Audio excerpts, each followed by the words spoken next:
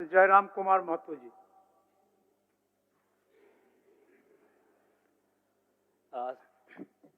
सबसे पहले परम श्रद्धेय आदरणीय अध्यक्ष महोदय को आज सदन का अध्यक्ष चुने जाने के लिए बहुत बहुत बधाई, असंख्य शुभकामनाएं।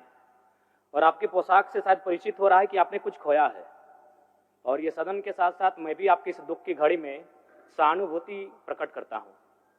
अध्यक्ष महोदय, तमाम विपक्ष के साथियों ने विशेष बात को रखा कि जो सरकार होती है संभवतः उनसे अगर कुछ त्रुटि हो भी जाती है तो उसके बचाव में खड़ी अपने आप को पाती है।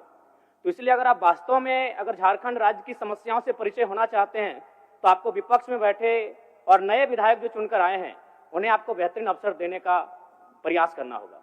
अध्यक्ष महोदय, अगर आपकी व्यक्तिगत बात कही जाए तो आपकी कुशलता की, आपकी योग्यता की, आपकी निपुणता की पूरा राज्य प्रशंसा करता है, लेकिन हमें लगता है कि अपने व्यक्तिगत विषयों से हटकर हमें आज राज्य के जो ज्वलंत मुद्दे हैं उन पर भी अपने ध्यान आकृष्ट करने की आवश्यकता है।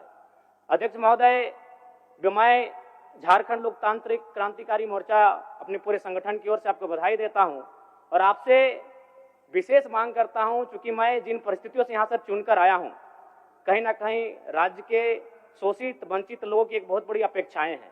इसलिए जिस दृष्टि से आप सत्ता पक्ष को देखेंगे, जिस दृष्टि से आप विपक्ष को देखेंगे, उसी दृष्टि से मुझे भी और मेरी पार्टी की ओर से मुझे बात रखने का अवसर दिया जाएगा।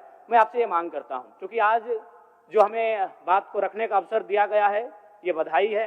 मैं आपको पुनः बधाई देने के साथ साथ बस मैं ये कहना चाहूँगा, चूँकि मैं एक छात्र के नाते इस विधानसभा में आया हूँ, छात्र की गलियों से, छात्र आंदोलन से मैं पहचान बनाकर आया हूँ, और मैं आपके माध्यम से सरकार तक ये संदेश देना चाहूँगा।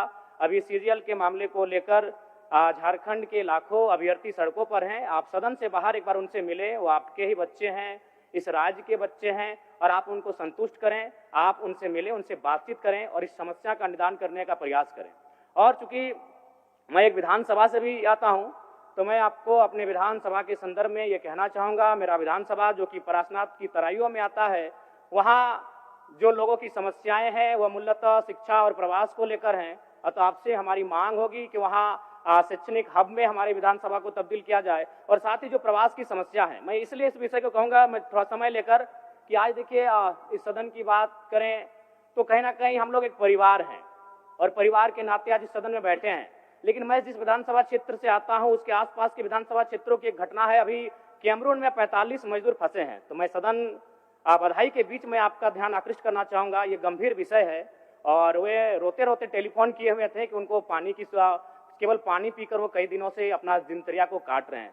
तो मैं आपसे चाहूँगा कि इस विषय को गंभीरतापूर्वक लें और उस दिशा में आगे बढ़ें, और इस राज्य का 24 वर्षों का ये राज्य, उस राज्य को हम लोग आगे कैसे लेकर जाएं, हमारी क्या भूमिका होगी, उसमें सदैव आपके साथ खड़े हैं। पुनः आपसे यही कहेंगे कि हमें समान अवसर दिया जाएगा अपनी बातों को रखने का। बड़ी उम्मीदों के साथ हम लोग यहाँ तक आए हैं।